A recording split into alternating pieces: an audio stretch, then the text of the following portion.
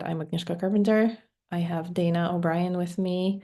We'll also have Clara McConnell from Main Street Solutions. Hi, Jim. Hi, Kate. Hi, Jacob. Hi, Andrea. I think so. This meeting is being recorded and we will use it as a recording for anybody who's interested in testifying. Dana, do you want to share the Yep, slides? you A bet. couple of slides. We'll try to keep this meeting to 30 minutes because we're cognizant of all of your precious time on this Friday before Easter. So yeah, this is our legislative update. Today we will focus mostly on LD 1643, which is the act to establish the Maine Life Science Innovation Center. Next slide, please. I'd like to thank our sponsors. Thanks to our sponsors, we can put together events such as this one and do all of our advocacy work. So in terms of the agenda today, we're already in part one, which is the welcome remarks. And then Dana will do a quick policy and advocacy overview. We'll talk about the bills that we have been actively supporting. Some of them we sponsored. And then we'll go straight into LD 1643 and talk about some talking points that will be helpful if anybody's interested in submitting a testimony or testifying in person. If you missed the super beginning of this meeting, the hearing will be next week on Thursday. We'll have more details for you during this webinar. And then we'll talk about next steps and different opportunities to engage, and we'll end with some Q&A. But if you have any Q&A as we're talking, feel free to put them in the chat. I will also paste a link to the bill in the chat, and we're just here as a resource. So I'm going to hand it over to Dana O'Brien. Thank you very much, and good to see everyone. I just want to remind those on the Zoom, we have a very active advocacy committee in the BioME organization. We wanted to just, as in all of our updates, provide just a quick shot of the diversity of folks who are on the advocacy committee, from research organizations, companies, big and small, and service organizations as well.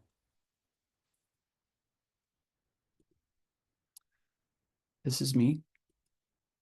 So just a reminder of Maine's unique play in the life sciences. Obviously, we have strong human and animal health footprint in the state, organizations researching those areas, as well as companies developing products in those areas. But Maine has a unique advantage in the life science sector in that our heritage industries are also innovating using biotechnology and data. And so there's an interesting convergence of health, human and animal health, as well as the innovation through biotechnology that's happening in farming, fishing, and forestry. And we'll talk more about that in a minute. So in support of that life science, that unique life science play in Maine, the BioMaine board has developed policy priorities, largely centered in these 6 areas. And those policy priorities are also aligned with the state's various economic development plans, including the Innovation Economy Action Plan, which is developed every few years and submitted to the state legislature in Augusta. We look to those goals. We look at how we as an organization in support of the life sciences part of the innovation economy can accelerate the state's own work and priorities in that space. So this year, so far, we've engaged on a number of bills. Those listed here, we've provided testimony on, either in person or in writing. We've in our In past conversations, we've talked about the importance of investing consistently in research and development. Last year, there was a bond that the legislature passed and the governor signed and the voters approved. Thank you to all of you who voted for that initiative on the ballot in November.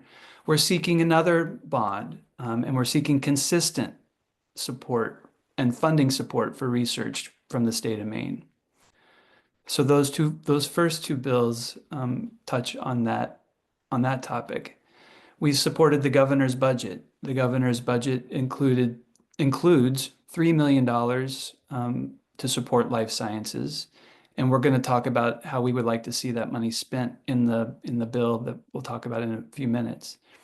And then we support our allies, such as the Maine Discovery Museum and funding for science and STEM education, among other things.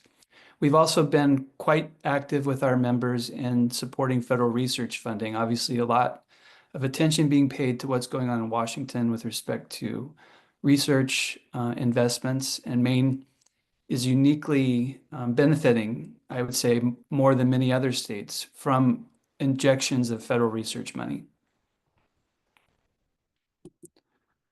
So let's talk very specifically today, as Agnieszka said, about LD 1643, which is a bill that Senator Teresa Peirce introduced well, introduced it early in the session, but it just received a bill number from the revisor's office about a week ago. That bill has strong bipartisan support. You see a good mix of people from both political parties in both chambers, regionally diverse from the southern to the northern part of the state, all with this vision that Teresa Peirce has and we share of accelerating Maine's life science sector and economic development associated with it. So just a visual, I'm a very visual person, so this visual helps me see what we're talking about with regard to a life science center. And I will say right away, there are organizations who should be listed here. There's always a threat of not including someone. So if you don't see your organization, no, we will add it. Just let us know. But we wanted to show like the purpose of this innovation center is really to serve as a central coordinating force. There's lots of awesome work happening all across the state in these categories by these various and other organizations. But the purpose of the Life Science Center is to pull all those forces together under a singular state life science economic development strategy. And really make sure that we are being consistent and thoughtful and as effective as possible in the growth of this unique space. And remember, we're defining life sciences broadly to include human, animal health, and environment, right? So we've got a lot of great stuff going on. I'll talk a little bit more about why Maine and why now and some of the other aspects of this, but this visual, I think, provides a great bit of clarity. So I'm going to talk about 5 themes. This is one of them, and I'll go through 5 slides. 5 themes that we're going to focus on in our testimony, and we will build talking points around based on what we think might be helpful and compelling to the state legislature. I'll list them now. I'll just read them and then we'll click through them on slides. But the 5 themes are why Maine, why now? What will this center do? Why its independence is key, given there's lots of other economic development entities within Maine. Why is independence important? Fiscal responsibility and accountability is number 4. And then sort of the why do this when the budget is tight sort of theme. So why Maine, why now? As I've talked about, and we've talked about in our programming and educational enterprises, Maine has a unique play. Maine is already accelerating its life science sector. It has a lot to be proud of, both in the organizations and in companies that are making money in life sciences across health, ocean, and agriculture. Um, there is much, Maine is one of the few states, as I've mentioned, where this merging health and environmental innovation is a distinct competitive edge. Think of the work happening not just at organizations like Maine Health and the Jackson Laboratory and MDI Biolab, but also Bigelow Laboratory and Down East Institute and the University of Maine. This very interesting convergence. And then, as I've said a moment ago, biotechnology, data, science, artificial intelligence, accelerating commercialization and activity in this space. But we risk falling behind faster moving states if we don't get our act together and move forward. Again, the center, what will it deliver? It's going to serve as that central hub, as I talked about. Think of the hub and the spoke, having an executive director who can pull together a board of directors that this legislation creates, pull together the key stakeholders, all things rowing in the same direction, everything coordinated under a singular state strategy, supporting those startups and the innovation. Think of the translational research happening at those institutions I talked about earlier. How do they spur economic activity in a company, helping that process along, again, in a coordinated way among many of the really awesome organizations that are doing this work. But this would be all tethered to this one strategy. Partnering with schools, getting talent ready for this emerging sector. Educate Maine does an awesome job in this space. Strengthening Maine's competitive edge. Thinking of the states in the region that are trying to not only grow because of our close proximity to Massachusetts and all of the life science innovation that's happening there, but do their own thing, capitalize on their own unique strengths. This entity I could envision partnering with the Rhode Island Life Science Center and the New Hampshire Life Science organizations, pulling together and pulling together New England so that it can punch above its weight. Independence, we find independence extremely valuable. We think that life sciences is a unique sector. It doesn't fit neatly into one box. It spans across various existing economic sectors.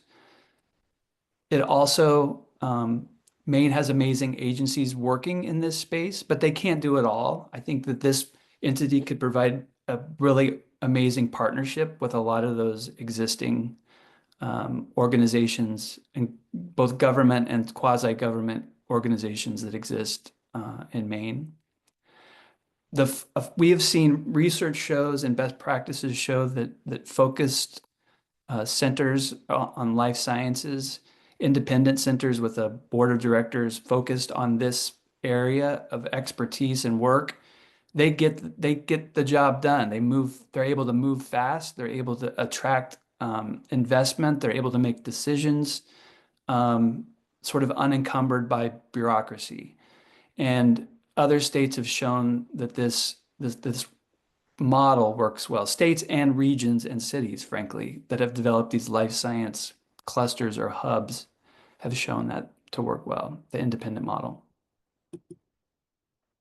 We also want to be very clear that this entity that was thoughtfully created through Senator Peirce's legislation, that would be thoughtfully created through Senator Peirce's legislation, would have a board.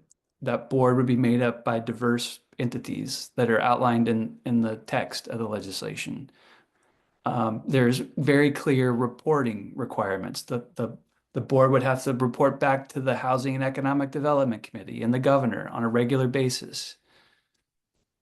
It would be very metrics oriented and results driven, tied to those state economic development plans, as well as the state health and climate plans. The state has a public health priority document that it creates every so often.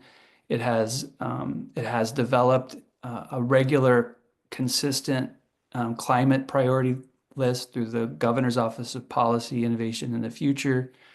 Those are important roadmaps and guiding documents that have metrics that we need to drive toward, and this entity would do that as it relates to life sciences.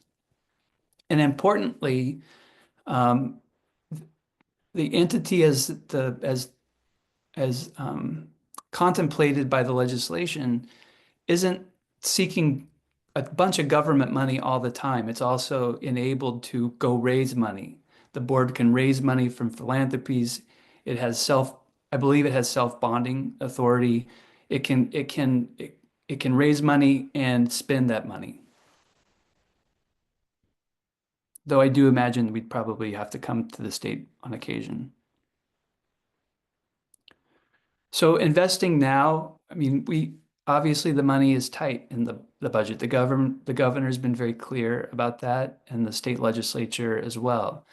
Um, we're fortunate, as I mentioned at the beginning, that the governor put money in the budget, $3 million to be spent toward accelerating life sciences. And we would like for that money to be used to create this center. We think the timing is right. If not now, when? We have states and regions that are in our close proximity and distant proximity that are accelerating, creating life science centers and beating us to the punch. So we need to invest and move forward. We think there's a high return. We've seen the playbook, and I think delaying, as I've said just a moment ago, really risks us not fully capitalizing on Maine's unique life science play. So how can you help? As Agnieszka said, we have some breaking news that maybe Clara can help us with if she has more detailed information. But public hearing is not any more to be determined. It is next week. And we'll provide you a little bit more on that in a second. We'll also be providing you with a full hearing guide, talking points, template testimony. So if you are inclined to raise your voice and let lawmakers know you support this bill, we'll have that easy for you to do and help you do that in the format and style that the legislature prefers. And we'll keep engaging with you as well as this moves forward. As you know, the legislative process is one where a bill is introduced, you get an LD number on a bill. There's a public hearing where all members of the public are encouraged to provide feedback to the committee, and then the committee will take that feedback as well as its own judgment and have a work session where they'll mark up the bill and amend it and you pass it or not, and then it bounces around between the bodies. But we'll keep you engaged in that process. Claire, I don't know if you have more details about the late breaking news. You may not have all of those yet, but I thought I'd pause and see if you did. Sure, I do have some more information. Um, not not ideal information, but it's what we're being presented with. So we got to figure out a way to make it the best that we possibly can. So this bill will be going in front of the Housing and Economic Development Committee. And that committee just sent out information about next week's schedule.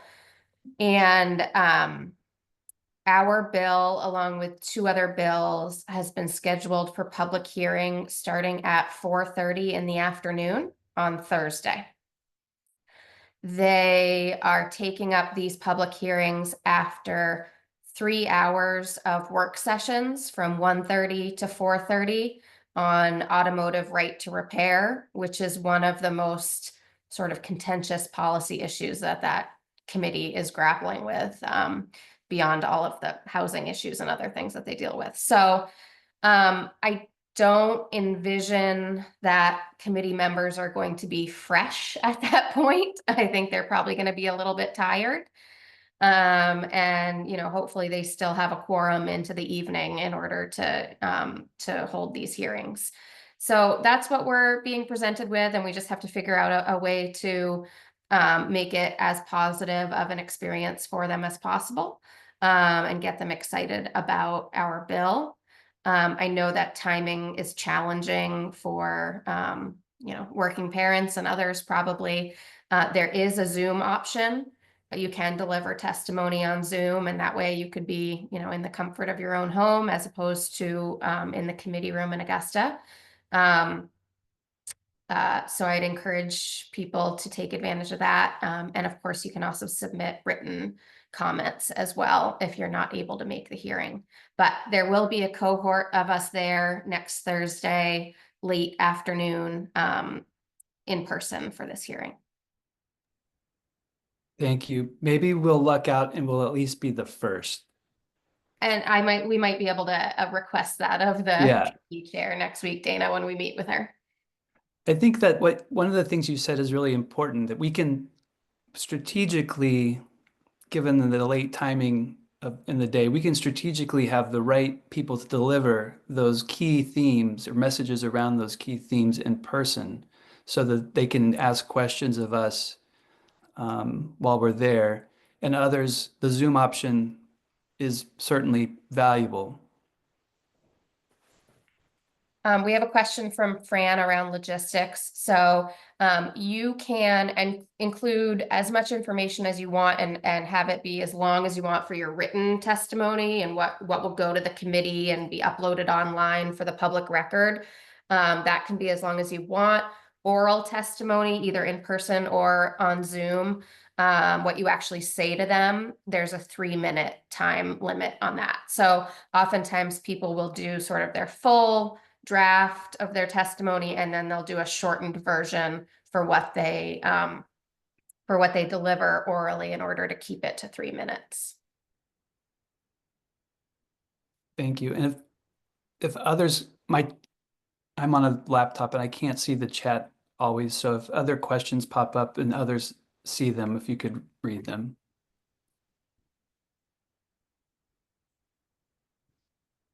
All right, I'm going to pause there then for any more questions that folks might have.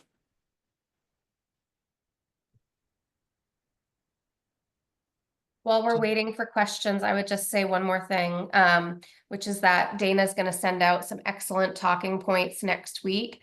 And I would just encourage folks to take those and really make them your own and add your own spin to your testimony based on your organization or your work experience, and give the committee those details, because especially with a late hearing, but really in any hearing, they don't necessarily love to hear the same talking points over and over again. So I just encourage you to really add your own spin to what we send out. Thank you for that. So this is Jess Davis Knowlton. Excuse me. Really coming off of what Clara just mentioned, if we're able to be in person and give a description of who we are and sort of how we're impacted by the scientific industry in Maine, is that of use even if we're not hyper familiar with the details of the bill? I think it's extremely valuable for the legislators to understand the totality of the ecosystem in Maine and see faces and hear voices from actors who may not fully understand the bill or even know if they totally support it. Like I feel the answer to your question is yes. Like they need to know and see human flesh who are dealing with that. All right, thank you. Seth Berry. And please state your organization if you have one. Hey everyone, Seth Berry from Kennebec River Biosciences. Great to see some familiar faces as well as some new ones. And my question, and I apologize, I came on about 5 minutes into this, so you may have stated it already, but I would love to hear about how this proposed space and center would articulate or fit into the context of other shared lab spaces. I know that the Rue Institute recently rolled out a new shared lab space, and MTI has also talked about spending, I think, $3 million or so on or maybe it's more, on a new shared BSL-2 lab space as well. So how would this kind of fit into that? Any comments on the context? Yeah, thanks for that question, Seth, and it's a good one.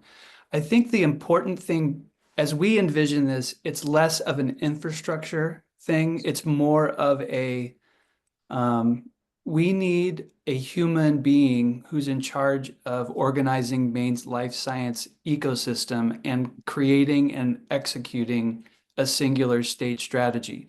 Where that entity sits, we'll have to figure that out as we go forward. But I think of it less of infrastructure and more of a non-infrastructure nucleus that's pulling forces together, if that makes sense. Got it. That's very helpful. Thanks for asking that question, Seth. I think we may be getting that question at the committee hearing, because when people see center, they think it's going to be like an incubator or something, and that's not what we're envisioning. We're envisioning spending the money that we're attaching to it, the investment, directly into companies and programs. It's less building, a brick and mortar type of thing. That will come later. For now, there are a lot of different activities happening all over the state, but there isn't a centralized strategy. So we're seeing the need for that, and that's what we're proposing, and that's what worked in other states. I see a question from Jim Strickland. I can read it. Can you please elaborate on funding of innovation? Is it envisioned that this organization would advocate for funding or actually distribute funding from bonds or other sources? I think that it would mostly do the latter. I feel like think of it this way. There's $3 million in the governor's budget for this, potentially to fit into this initiative. You'd have some of that money to pay a person or persons to execute, like to pull all the people together and create the strategy and run it. And then you'd have probably several million left over of the 2+ left over for the board to decide, what are the gaps in Maine that need to be filled, and what programs do we need to stand up, or what existing programs do we need to put money in to accelerate? It could be a workforce program. It could be a translational research initiative or tech transfer initiative. It could be a rural health or blue economy initiative. It would be up to the board to decide that, but it would be raising money. The board would raise money. It would get some money from the state. It would raise money, and it would decide how that money would be spent very purposefully to move the sector forward. I'll say $3 million is really great. Rhode Island put $45 million into their life science center. So just be mindful of that difference. Yeah, and I mean, I would just say, we're going to try our best to move this forward this year. It's an extremely challenging budgetary environment for the state. We're excited that there was this $3 million in the governor's proposal, budget proposal. It's not a guarantee that will remain and actually pass in the end, given the current fiscal environment. So we'll have to fight for that. And this could take us several years. It's a big idea, and sometimes it takes a bit of a runway to get something like this finally over the finish line. I think it did in Rhode Island. It took several years to move forward, but that's also really important. I mean, part of Agnieszka and BioMain's strategy here is this consistent, like informing the legislature, remaining engaged with them on life sciences, right? This is an important tool, not only to achieve success for the sector, but it's also helping to inform political leadership consistently that this sector is very important and Maine's unique play is really important to the economic future of the state. It's an education mechanism as well as a legislative mechanism. Yeah, and that's definitely a learning curve for some of us, because we might go to it thinking, why am I even here? It's not going to pass this year. Maybe it won't, likely it won't, but we just need to start this process going, and we need to be the ones who are confident and just have a very strong voice. Okay, I see Jess has a question, and then I want to go over Kate Dickerson's chat question. Thanks, Jess again.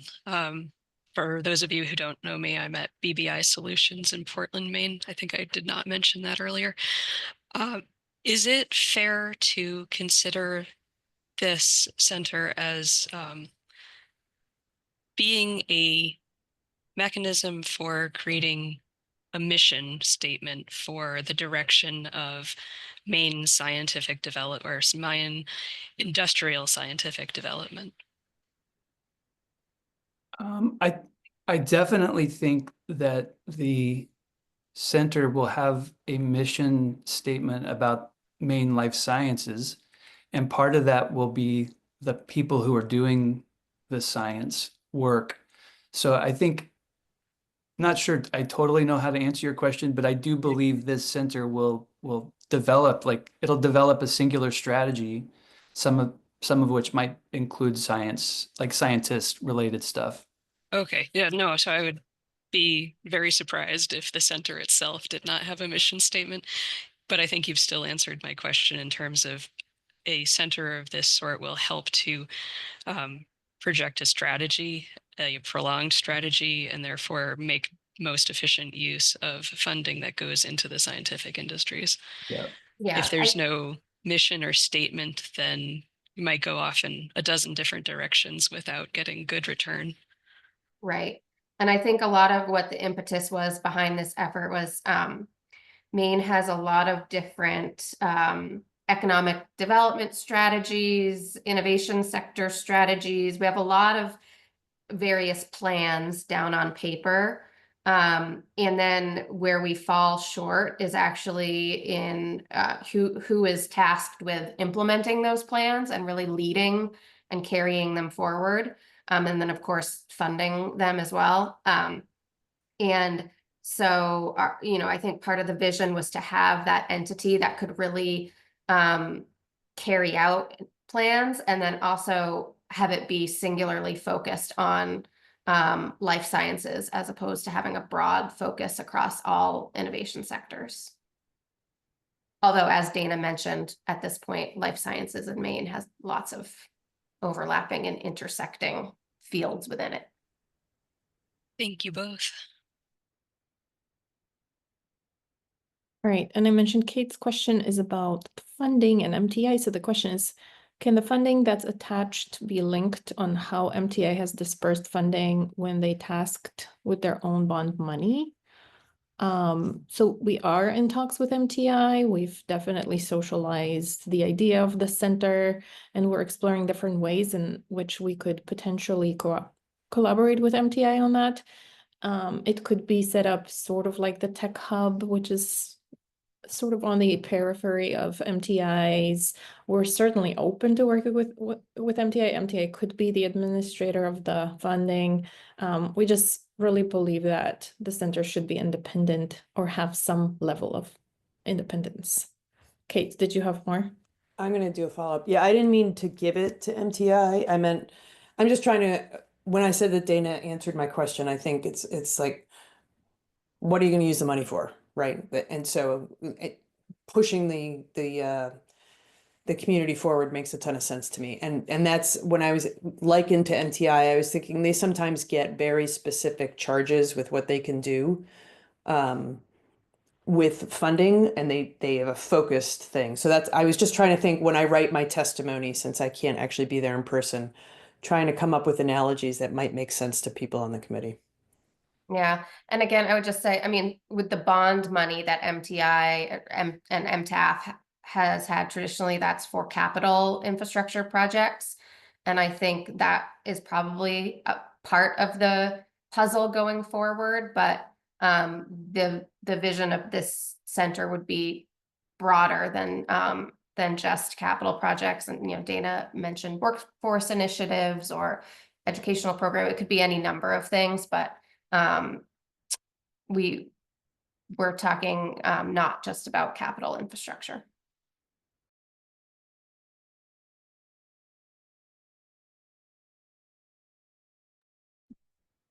Okay, I see a question from Jem. Hi, Jem. Will the center be involved in coordinating investment help? I mean, Yes. that's our vision. Dana, do you want to take that? Yeah, that is, I think finance and investment are typically important pieces of the puzzle. I mean, for any sector, but for life sciences in particular. And I think the best practices of these other state life science centers does have an investment financing entrepreneurial development function that exists.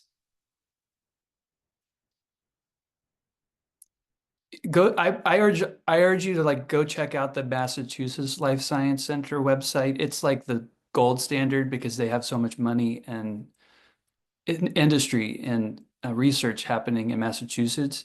But you can just Google them and check out the kinds of programs that they're operating. They're all over the place, but they're all very interesting.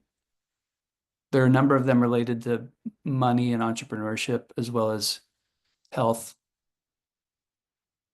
access.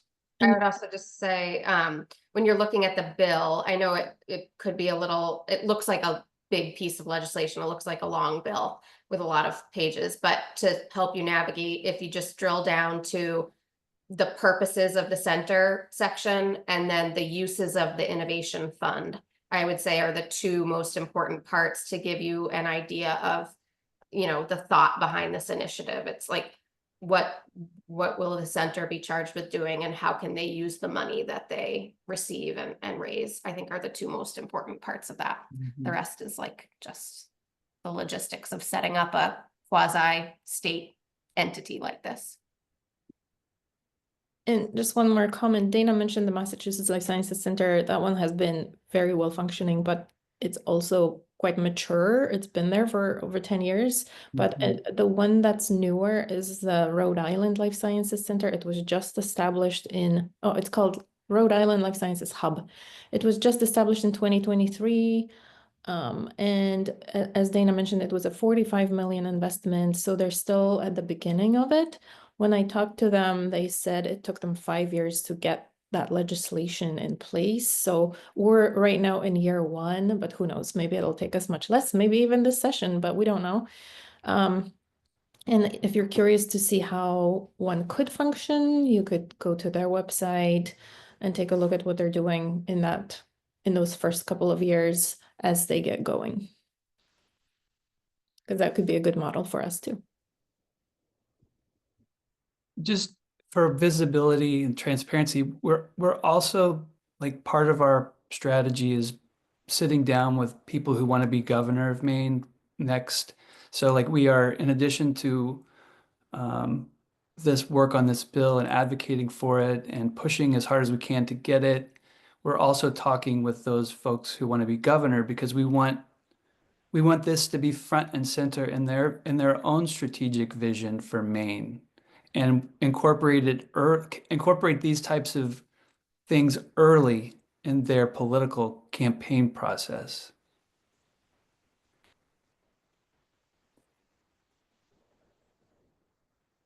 Any other questions? If not, I'll turn it back over to Agnieszka and we can close her out. Yeah, thank you so much, Dana and Clara, for the overview and all the help and expertise you're providing. Thanks to everyone for joining us today. We appreciate it. I know it was a very short notice, but as I mentioned, things move so quickly. The bill was printed last Friday, and then this Friday they just literally announced the hearing. Once again, hearing's next Thursday at 4:30. And there are a couple things you can do. Either submit a written testimony or testify in person, in which case you literally just show up and you need to have your testimony printed in how many copies? 20 Claire? copies. 20 copies. We will be sending out some talking points and advice on logistics. It worked really well last time we did it for LD 506, which was the R&D bond. So please don't feel intimidated. And also, I wanted to mention that on May 1st, we're doing a virtual event that's very much related. It's a panel discussion because once the public hearing happens, then there will be a working session, and then hopefully this bill will go to the House and the Senate. And at that point, we want to appeal to a lot of our state legislators and just educate them on why this is needed in Maine and why it's a good idea to invest into it. So we're organizing all sorts of different little events for the legislators. So the May 1st one will be a panel discussion about life sciences in Maine, and the panelists are Jerry Bowers from MDI Biolab, Dr. Eileen Huang-Sad from the RU, Sarah Delmar, who has a lot of experience with these types of centers, and she's doing some contract work for Focus Maine, and also Owen McCarthy, who is one of the founders of MedRhythms and also just announced yesterday that he is running for governor this year, well, next year, I guess. And it will be moderated by Dana. So we wanted to do it in person. It was supposed to be a lunch and learn in Augusta at the State House. We had the room all booked. Everything was going to be wonderful. And then they announced the session is canceled that day. So that's why it's going to be a webinar. And we'll have the recording available. And we're also thinking about doing a networking hour at lunchtime on May 21st, which may or may not happen. We'll keep you posted. It just depends on how things are moving and what the needs are, but we're just trying to navigate the timing between the hearing and the working session and then what happens next. So once again, Bree just put in the chat the link to register for that May 1st. That one is open both to state legislators and all of our membership and supporters. So it's a broader audience. And we hope to see you there because it's important to have some industry showing as well, even though it's a virtual event. Any other questions about anything I just said? Okay, this session has been recorded. So if you know someone who would like to testify or provide a written testimony or just is curious about this bill, we'll have a link and feel free to distribute it. Okay, we did it in 45 minutes. So now go enjoy the sun on a Friday, and happy Easter if you're celebrating. Yeah. Thanks, Thank you everyone. all so much. Thank you. Thank you. Have a great weekend.